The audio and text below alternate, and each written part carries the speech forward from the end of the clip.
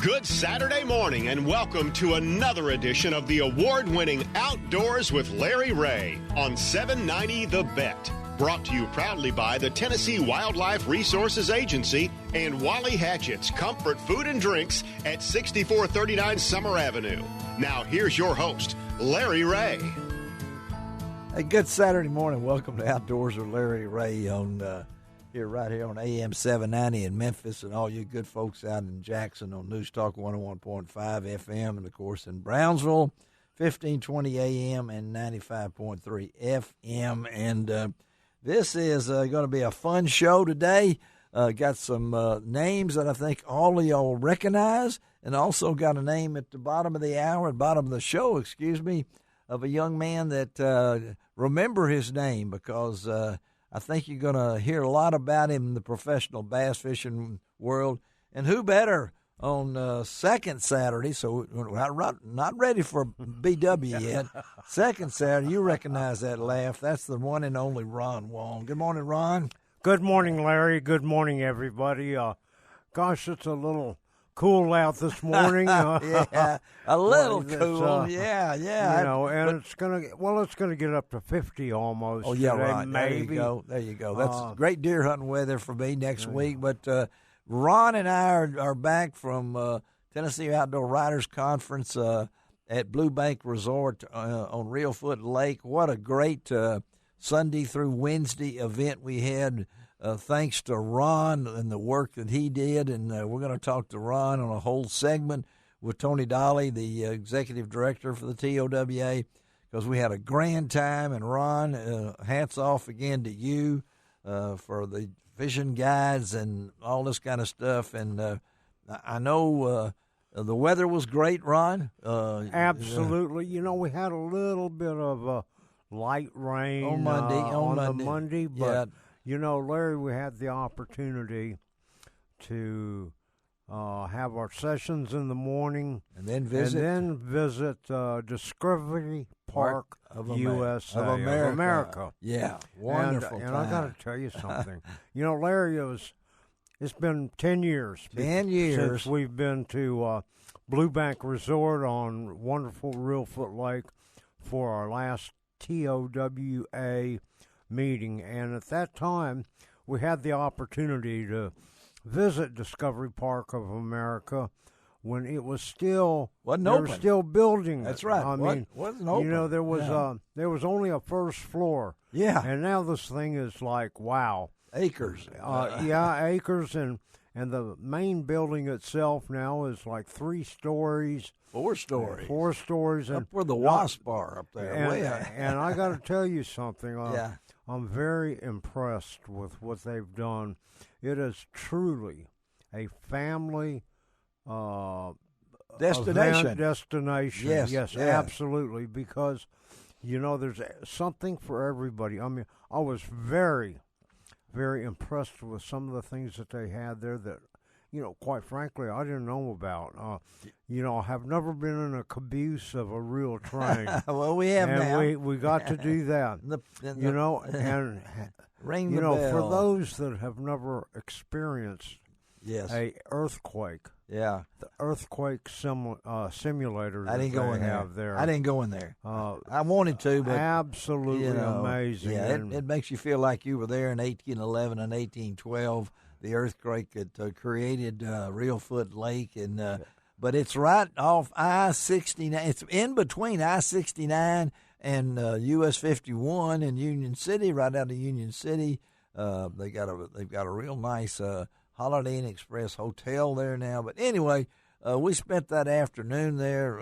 Ron was with our group was got to talk to Claire, the PR person. Anyway, we had a great time, and then the next day we had an opportunity to talk a little bit about carp, and we'll talk about that down the road. Yeah. But then Ron had some guides set up for us, and myself and my wife and Richard Hines out of Kentucky were very fortunate to be with Chase Petty, who has been on this show, but we also had Duke Montgomery and the Homra young man that I can't remember his first name. Kyle Homra. And Kyle Homra, of course, is I've discovered that he is the nephew, our good friend Alex Homer over there at on the Pickwick at the Rib Cage.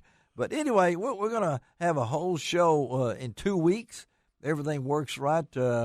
Thanksgiving weekend. I believe it's, and we're going to talk to those guides and some other things about the conference. But we're going to talk a little bit about the conference with Ron and Tony Dolly, as I said.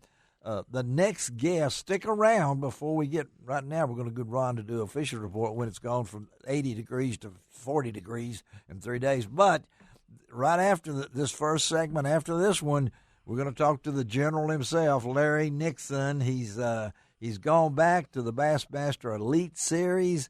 The guy is a competitor, first man to ever win $1 million in bass fishing. Mm-hmm. He was out of Bee Branch. Now he lives in Quitman, Arkansas.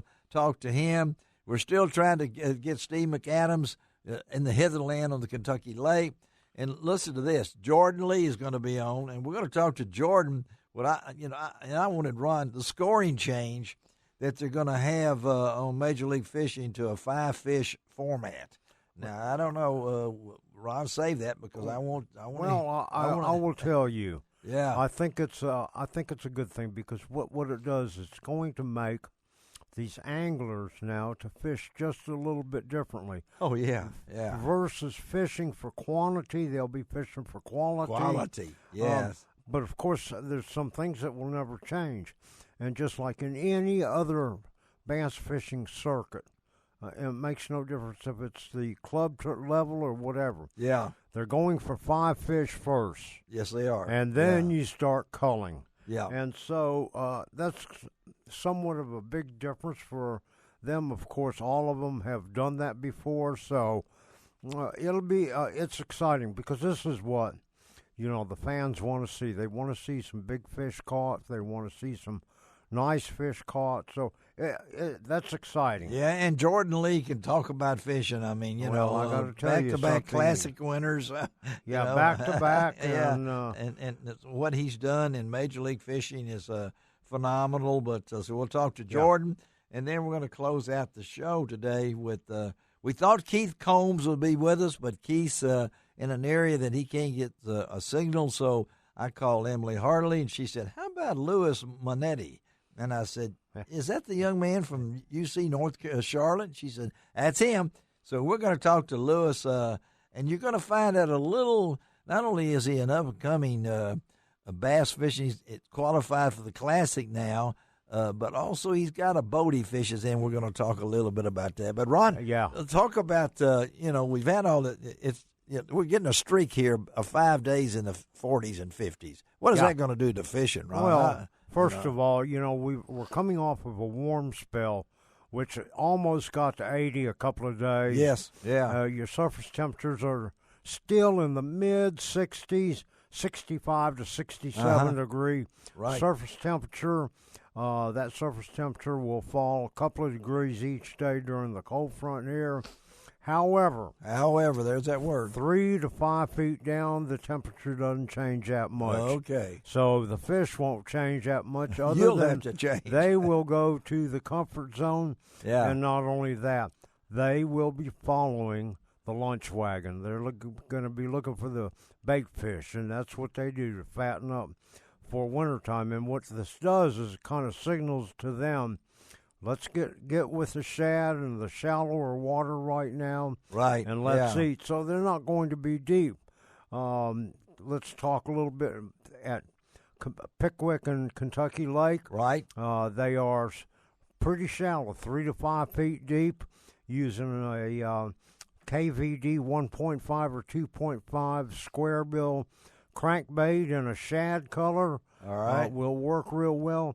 And, oh, by the way, don't forget about the topwater. The buzz baits are working really well. Okay. And I like to use the buzz toad. The buzz toad. Because it stays up on top of the water so easily and still cranking it very slow. Okay. Spinner baits are coming in, are starting to do real good, especially if you have any grass that's still there running across the top of the grass beds. And, of course, the topwater baits are still working. There you go. The Pop-R, believe it or not, is catching a lot of fish. Okay. And the Sexy Dog by Strike King's working real well. And if you go down to the I-55 lakes, they're drawing them down real good now. Right, yes. And I can tell you that at Sardis and Enid both, near the face of the dam, the white bass are biting really, really well. Fun to catch. Fun to catch, but they're also very good to eat. Yes, yeah. A quarter-ounce peanut craft lure jig head with a 2-aught, 3-aught hook with a 3-inch white curl tail 3-inch grub all right. Rigged on it is all you need to catch them. Or tailspin baits like a Little George will work real good. And the bass on all of the I-55 lakes, they're pretty shallow too. They're in the backs of what creeks are left in any of the I-55 reservoirs. Early in the morning, a buzzbait works real well along the mud banks, especially because that's going to be the warmest. Okay. And your 1.25 crankbaits. There you go. And also your spinner baits are going to work real, real well.